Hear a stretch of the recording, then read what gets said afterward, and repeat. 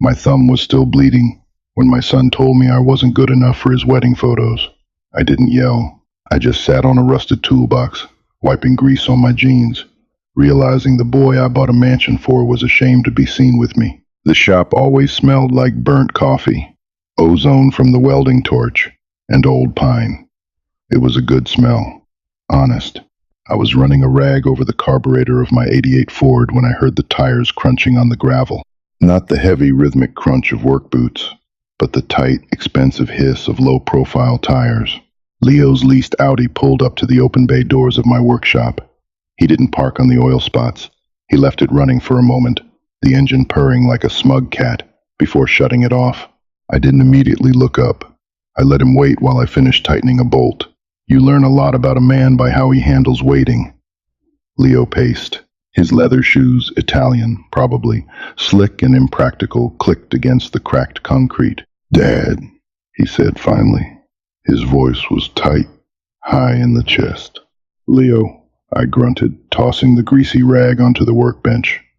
I wiped my hands on my thighs, smearing a fresh streak of black grease into the faded denim. "Thought you and Chloe were up to your necks in seating charts." "We are." He stopped pacing. He stood about 4 feet away, keeping a safe distance from my work table, as if the grime might jump onto his crisp, tailored slacks. He swallowed hard. I saw his Adam's apple bob. "That's actually what I came down here to talk about." I reached for my mug. The coffee inside was 3 hours old, room temperature, and tasted like battery acid. I drank it anyway. The bitterness grounded me. "Shoot." Leo crossed his arms, then uncrossed them. He shoved his hands into his pockets. "The wedding is at the Beaumont Conservatory next Saturday. It's highly exclusive. Chloe's parents dropped a fortune on the floral arrangements alone. It's a strict black tie event." "I own a suit," I said. It was a lie. I owned a navy blazer that smelled like mothballs and a pair of slacks that hadn't fit right since the '90s. But I figured I could buy something, rent a tuxedo, whatever made him happy. "It's not just a suit, Dad." Leo looked away. He looked at the rafters, at the rusted bandsaw in the corner, at the floor everywhere but my eyes. Chloe's family. They're different. They travel in different circles. State senators, tech executives, people who care about optics. A heavy, suffocating silence settled over the shop. The only sound was the distant hum of the refrigerator in the corner. "Optics," I repeated. The word tasted synthetic in my mouth. "Dad, please don't make this harder than it has to be." He finally looked at me, and what I saw in his eyes wasn't malice. It was worse. It was pity, mixed with a profound, vibrating embarrassment. "You live in a shed, Dad. You drive a truck that drops mufflers on the highway. You always have dirt beneath your fingernails. Chloe's mother asked what you did for a living, and I had to tell her you were a retired handyman. She asked if you were going to show up smelling like turpentine." The ache started in the back of my throat, hot and sharp. I looked down at my hands. They were calloused, scarred from decades of framing houses, pouring concrete, laying brick. They were the hands that had built the sprawling, 6-bedroom colonial estate just 2 miles up the road, the estate where Leo currently lived, rent-free, hosting wine mixers for his friends while telling them he was house-sitting for a reclusive owner. I had let him spin that lie. I had thought it was harmless. Let the boy have his pride while he builds his business, I had told myself. I had moved into the original caretaker's cabin on the back 40 acres because I liked the quiet. I liked the woods. I didn't need 4,000 square feet of mahogany and marble. I had played the part of the poor, eccentric father so well that my son had actually believed it. "So," I said, my voice dangerously quiet, "you're uninviting me to your wedding." It's better this way." Leo rushed out, taking a half-step backward toward the safety of his luxury sedan. "We're going to have a private dinner, just you and me, after the honeymoon. I'll pay for it. A nice steakhouse. But for the wedding, Chloe's parents are paying for everything, and they want it flawless. I just can't have you there, Dad." "I'm sorry." He wasn't sorry. He was relieved. He was amputating a diseased limb so the rest of his shiny new life could survive. I should have screamed.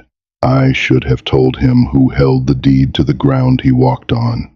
I should have shattered his fragile, arrogant world right there on the concrete floor. But looking at him, his perfectly coiffed hair, his weak chin, his desperate need for approval from a family of plastic socialites, I just felt an overwhelming, crushing wave of failure. My failure. I had raised a coward. Okay, I breathed out. The air felt thin. Leo blinked, surprised by the lack of resistance. Okay, you understand?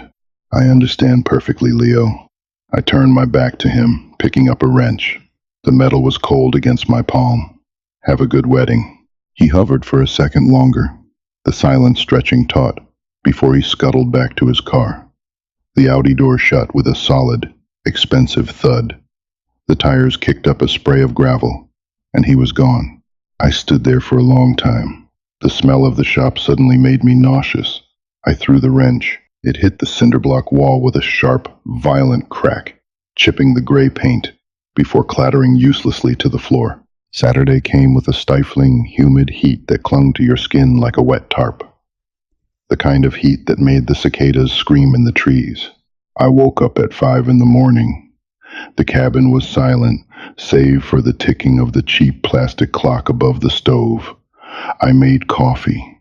I drank it on the porch, looking out through the thick canopy of oak and elm trees toward the north edge of the property. Through the gaps in the leaves, if the light hit it just right, you could see the slate roof of the main manor. By noon, my son was getting married. I didn't put on a suit. I put on my oldest, most frayed pair of Carhartt work pants and a gray t-shirt with a hole near the collar. I went out to the western fence line. A storm 2 weeks ago had blown down a rusted section of chain link. It didn't need fixing, nothing but deer crossed that line anyway, but I needed the labor. I dug post holes. I drove the steel auger into the dirt, twisting, pulling up the heavy damp clay. My shoulders burned. Sweat stung my eyes, running down the deep creases in my face, tasting salty and bitter. Every time the steel blade hit a rock, sending a jarring vibration up my arms, I thought of Leo. I thought of him at 7 years old, sitting on my shoulders as we watched the roof trusses go up on the big house. This is for you, buddy, I had told him. Everything I build is for you. My late wife, Nora, had hated that sentiment. She used to stand in the kitchen of our old starter home, watching me leave for a 14-hour shift, her arms crossed over her chest. You're insulating him, Henry, she had warned, her voice thick with worry. You're wrapping him in bubble wrap. A boy needs to know how to scrape his knees. If you hand him the world on a silver platter, he'll complain that the silver needs polishing. She had died of ovarian cancer when Leo was 16. I had thrown myself into my construction company, turning a modest local business into a regional empire, selling it off, and quietly amassing a fortune that I buried in trusts and land. I gave Leo an allowance. I paid for his college. When he got engaged to Chloe, a girl whose smile never quite reached her eyes, whose first question to me was about the square footage of my cabin, I handed him the keys to the main estate. Just while you find your footing, I had said. That was 3 years ago. By 3 o'clock, the wedding was over. They were probably at the reception now, drinking champagne out of crystal flutes, laughing, taking photos. The photographer posing them, making sure no ugly, dirt-stained fathers ruined the aesthetic of the background. I leaned heavily against the wooden fence post I'd just set. My breathing was ragged, my hands blistered despite the calluses. I looked down at my hands. They were trembling. It wasn't anger anymore. The initial shock had burned off, leaving behind a cold, desolate clarity. The kind of clarity you get after a forest fire, when all the brush is burned away and you can finally see the charred landscape for what it is. I went back inside the cabin. The air was stale. I walked past the kitchen, past the small living room with its sagging sofa, and into the cramped back bedroom. In the corner sat a heavy, fireproof filing cabinet. I unlocked it. The metal drawers screeched in protest. I pulled out a thick manila folder. The paper inside was crisp, formal, smelling faintly of ink and dust. The Hawthorne Family Trust, Deed of Property, 1440 Oak Creek Road. I ran my cracked, dirty thumbnail over the embossed seal at the bottom of the page. The property was in my name. The trust was in my name.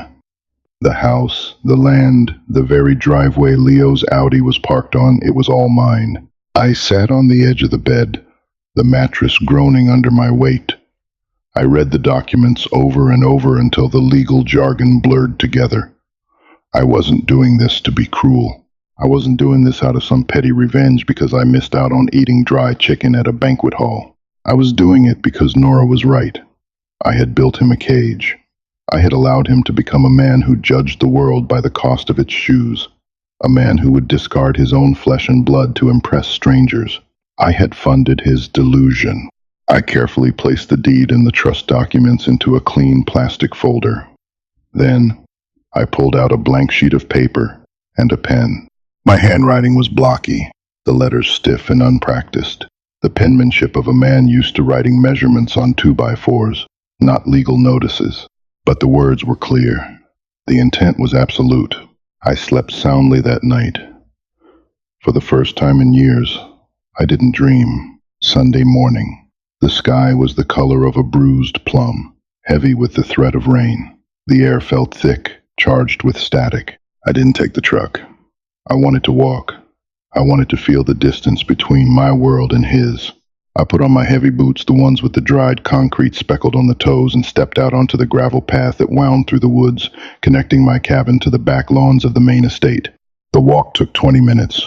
As I cleared the tree line, the house loomed into view. It was beautiful. I couldn't deny that. Fieldstone facade, massive wraparound porch, towering chimneys. I had built it to last a century. The back patio was swarming with people. They were hosting a post-wedding brunch. White linen tents were set up on the manicured lawn. Waiters in black vests were carrying silver trays of mimosas and tiny, useless pastries. The soft, pretentious pluck of a string quartet floated on the heavy air. I walked directly across the grass.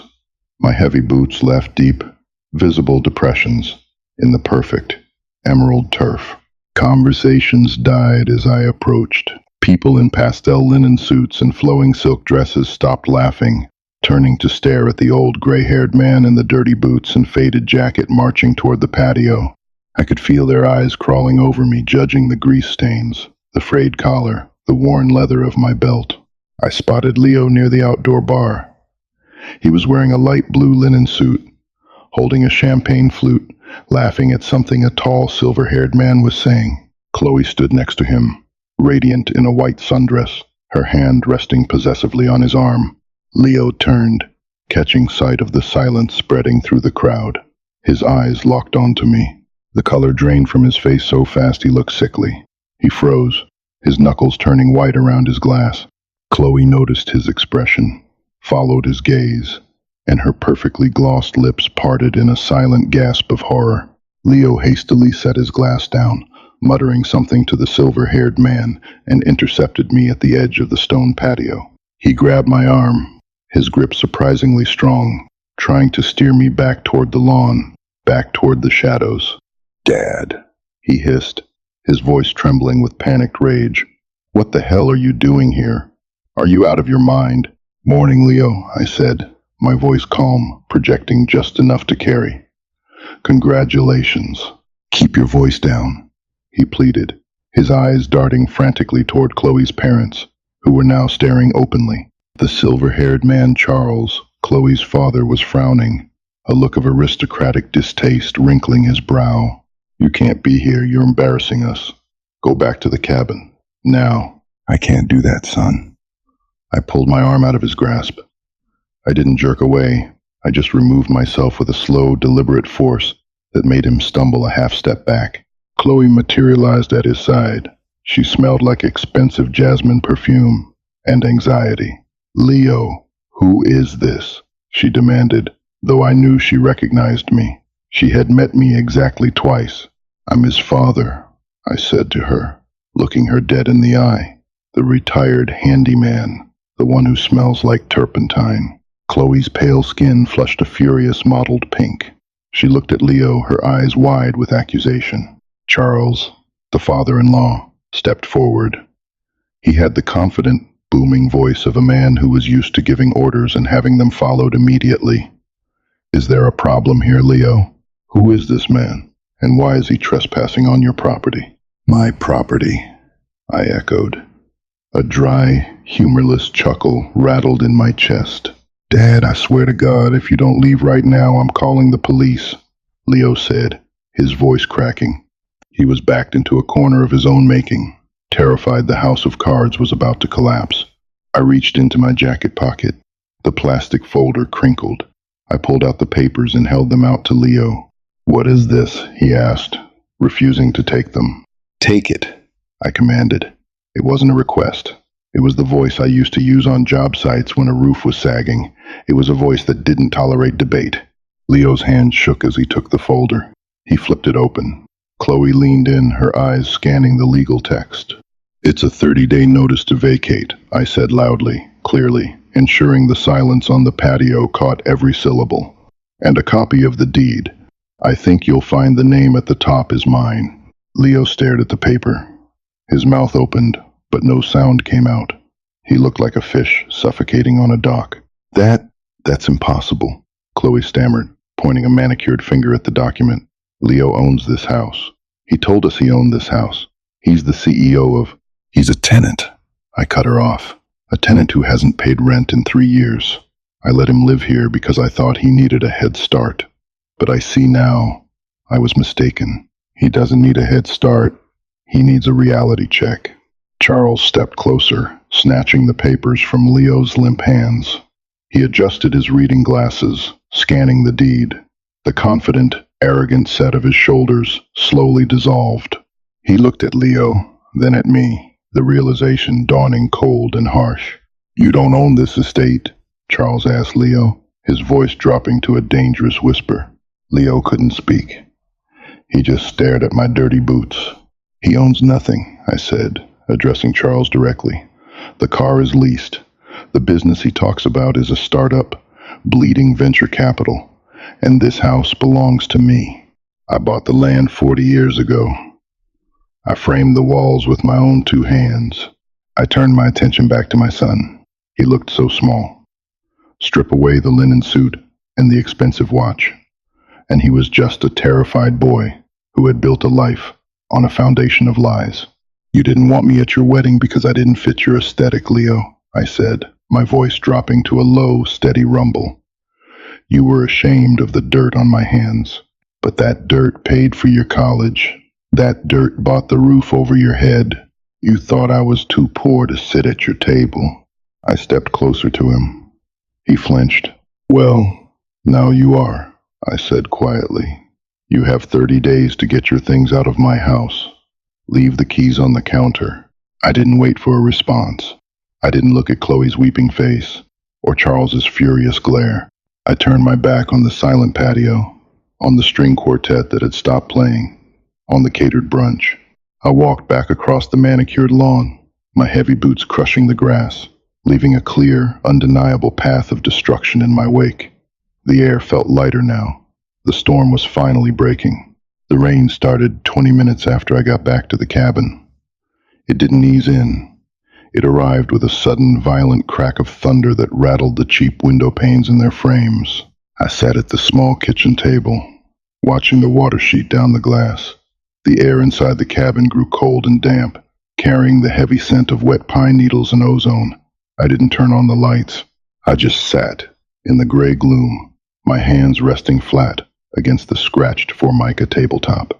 My knuckles ached, a deep pulsing throb in the joints that only flared up when the barometric pressure dropped or when I was gripping something too hard for too long.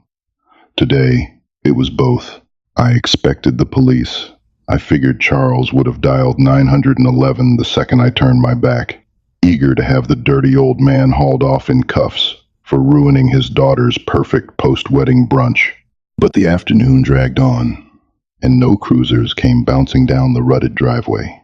Instead, just before dusk, headlights cut through the driving rain. It was the Audi. It crept up the drive, the low undercarriage scraping against a raised root I hadn't gotten around to grinding down. The engine cut off. For a long time, the driver's side door stayed shut. I watched from the dark kitchen, the rhythmic drumming of rain on the corrugated tin roof filling the silence. Finally, the door swung open. Leo stepped out. He hadn't bothered with an umbrella. He just stood by the car for a moment, letting the downpour plaster his hair to his skull, soaking his light blue linen suit until it clung to him like a bruised second skin. He looked up at the cabin. I didn't go to the door. I waited. A timid knock sounded against the wood. Then another, slightly harder. "Dad." His voice was muffled by the thick oak and the storm. "Dad, I know you're in there. Please." I pushed back my chair.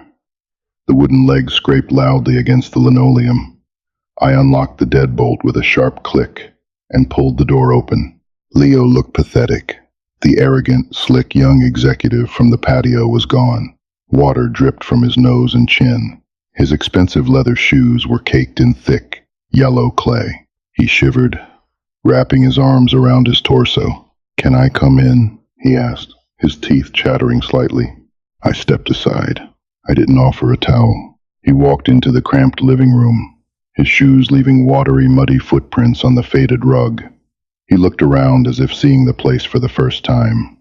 The sagging sofa, the exposed pipes near the ceiling, the complete lack of anything worth a dime. "Chloe left," he said to the floor. The words were flat, hollowed out. "She went home with her parents?" I asked. I moved to the stove and turned the burner on under the kettle. The click, click, click of the igniter sounded loud in the small room. "She went to a hotel in the city. Her father, Charles." Leo swallowed hard, his throat working. He finally looked at me. His eyes were red-rimmed, bloodshot. "Charles called his lawyers before the caterers even finished packing up. He wanted to verify the deed. When he found out you weren't lying, he told Chloe to pack a bag. He said I was a fraud. Akunarti." The kettle began to hiss. "And what did Chloe say?" "She said she didn't know who I was." Leo's voice cracked. He wiped a wet hand across his face. "She said she married a partner, not a squatter." Her exact words, "Dad, a squatter." A terrible, suffocating weight settled in my chest. I looked at my son, standing shivering in a puddle of rainwater, and my instinct, the raw, biological imperative of a father, screamed at me to wrap him in a blanket, to make him a cup of hot tea, to tell him it was going to be okay, that I'd fix it, that I'd sign the house over to him tomorrow. I bit the inside of my cheek until I tasted copper. I forced myself to remember the pity in his eyes yesterday. "You live in a shed, Dad. You drive a truck that drops mufflers. I can't have you there." "She married an image, Leo," I said quietly, pouring boiling water into 2 heavy ceramic mugs. I dunked a pair of cheap tea bags into the water. "You sold her an image. You can't be mad at the customer for wanting a refund when they open the box and find out it's empty." "I am not empty," he shouted, sudden anger flashing through his misery. He took a step toward me. "I built a life. I network. I grind. I make connections. You don't understand how the world works now. It's not about calluses and concrete anymore. It's about leverage. It's about who you know and how you look. I needed that house to get my foot in the door. And what good is a foot in the door if the rest of you is standing on thin air?" I handed him a mug. The ceramic was piping hot. He flinched when his cold fingers touched it, but he took it. I leaned against the kitchen counter, crossing my arms. "You built a house of cards, son. You used my money, my land, and my sweat as the table. And you pretended you built the whole damn casino. I let you do it because I loved you, because your mother wasn't here, and I didn't know how to tell you no." Leo stared at the dark liquid in his cup. The steam curled around his face. "So this is a lesson? You're ruining my marriage to teach me a lesson?" "I didn't ruin your marriage. You did." I kept my voice steady, though my hands were shaking. I hid them by tucking them tight against my ribs. "If she loved you, the real you, The boy who used to help me sand drywall. The boy who cried when his dog died she wouldn't care whose name was on the deed. But you didn't let her fall in love with that boy. You buried him under Italian leather and leased sports cars. I was trying to make you proud, he whispered, a tear finally spilling over his lower lid, mixing with the rainwater on his cheek. You were always so successful. You built an empire from nothing. I wanted to be like you. I never lied about who I was, I countered, the harshness in my voice surprising even me. I drove a beat-up truck until the day I sold the company. I ate dinner with my crew. I didn't hide my dirty hands, Leo, because those hands paid the bills. I was proud of the dirt. Silence stretched between us, thick and heavy, broken only by the relentless drumming of the storm outside. I can pay rent, Leo said desperately, looking up. The anger was gone, replaced by a raw, naked panic. I'll sign a lease. We can draft it up tomorrow. Market rate. Please, Dad. If I lose that house, if Charles tells the investors I'm broke, my company goes under, Chloe files for an annulment, I lose everything. You don't have the money for market rate. I'll find it. I'll take a loan. No. The word fell like a lead weight onto the linoleum floor. Leo physically recoiled as if I had struck him. No, I repeated, pushing off the counter. I walked over to the front door and opened it. The cold, wet wind howled into the room. The 30-day notice stands. You need to learn how to stand on your own 2 feet, Leo. And you can't do that while you're leaning on my walls. He stared at me, his face twisting into a mask of pure disbelief. He set the mug down on the edge of a bookshelf. It rattled against the wood. You're a monster, he breathed out, his voice trembling. Mom would hate you for this. It was a low blow, a desperate, feral swipe from a cornered animal. It hit exactly where he wanted it to. A cold spike of pain drove itself straight through my ribs. I looked at my son. Your mother, I said, my voice barely a whisper against the wind, would have kicked you out 3 years ago. Leo held my gaze for 3 seconds before he broke. He brushed past me, his wet shoulder bumping hard against my chest, and walked out into the driving rain. I didn't close the door until the Audi's taillights disappeared down the dark, muddy road. When I finally turned around, the cabin felt twice as empty. The mug he had left behind was still steaming. I walked over, picked it up, and dumped the tea down the sink. The 30 days passed with a grinding, agonizing slowness. I didn't hear from Leo. I didn't drive up to the main house. I kept to my routine, waking at 5, fixing fences, cutting firewood, replacing the alternator in the Ford. Physical labor. Mindless, punishing work to keep the thoughts at bay. I saw moving trucks heading up the main drive on the 28th day. 2 large white box trucks, their tires throwing up dust in the dry afternoon heat. I stood on my porch and watched them through the trees. I didn't go up to supervise. I didn't care if he took the furniture. He could strip the place down to the copper wiring for all I cared. On the 31st day, I woke up, put on a clean flannel shirt, laced up my boots, and walked the path through the woods. The morning air was crisp. Autumn was creeping in, turning the edges of the oak leaves a rusty, burnt orange. The main estate sat silently at the end of the long driveway. The lawns were slightly overgrown. The landscaping service had clearly been canceled. I walked up the wide stone steps to the front door. It was unlocked. I pushed the heavy mahogany door open. The hinges squeaked slightly. They needed oil. I stepped into the foyer. The silence inside was absolute. It was a heavy, hollow silence that only exists in houses that have been abruptly emptied of life. The grand chandelier hanging above caught the morning sun, casting scattered prisms of light across the bare, white marble floor. I walked into the living room. It was stripped bare. The expensive velvet sofas, the glass coffee tables, the modern art Chloe had hung on the walls all gone. All that remained were pale rectangles on the paint where the sun hadn't faded the walls, and deep scuff marks on the oak baseboards where the movers had been careless.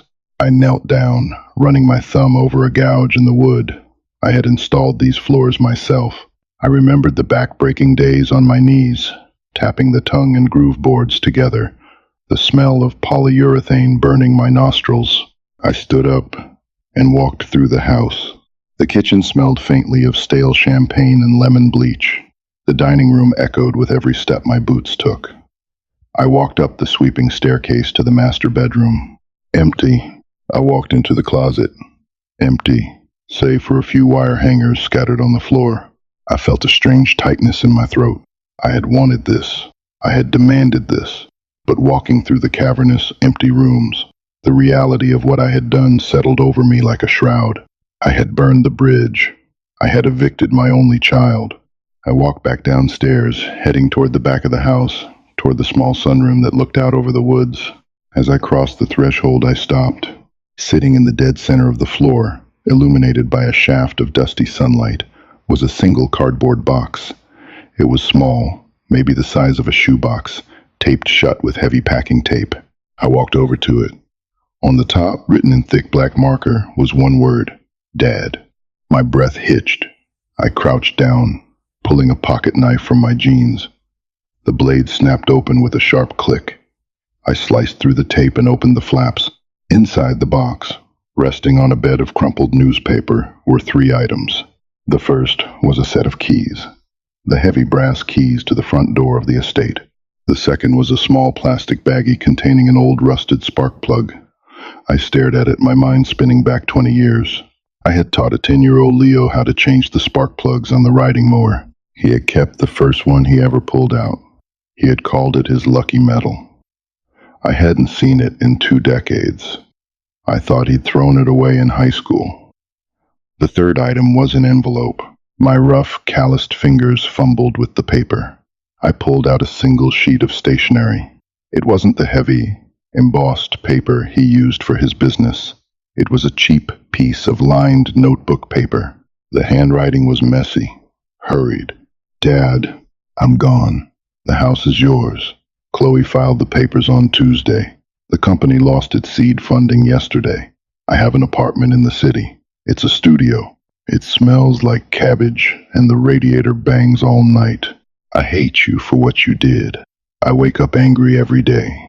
But last night, I was trying to fix a leak under the sink in the apartment, and I realized I didn't know how to hold the wrench right. I realized I don't know how to do anything real. All I knew how to do was pretend. I'm not coming back to the woods. I can't look at you right now, but I kept the spark plug. I don't know why. Don't call me. I'll call you when I figure out how to stand up. Leo. I read the letter 3 times. The words blurred together on the 3rd pass. I folded the paper carefully, following the original creases, and slid it back into the envelope. I put the envelope into my breast pocket, right over my heart. I took the rusted spark plug and slipped it into the pocket of my jeans. I picked up the brass keys. They felt heavy, cold. I stood up and looked out the window of the sunroom. Through the trees, I could just make out the rusted corrugated tin roof of my cabin. He was angry. He was broken. He was living in a cheap apartment smelling of cabbage, learning how to hold a wrench. A slow, rough exhale escaped my lips. It wasn't a laugh, and it wasn't a sob. It was just the sound of a man letting go of a breath he'd been holding for 3 years. He was angry, yes, but he was finally real. I walked out of the sunroom, my heavy boots echoing against the hardwood, the sound ringing out clear and true in the empty house. I walked out the front door, pulling it shut behind me. The deadbolt clicked into place with a solid, satisfying thud. I didn't lock it to keep him out. I locked it to keep the ghost of who he used to be trapped inside. I turned my collar up against the autumn chill and began the long walk back to the cabin. I had a truck to fix. If this story hit home for you, or if you know the heavy burden of tough love, hit that like button. We all have moments where doing the right thing feels like tearing your own heart out. Share this video with someone who needs a reminder that real growth isn't pretty, and it sure isn't comfortable. Don't forget to subscribe for more raw, grounded stories about the messy reality of family, pride, and finding your way back to the truth.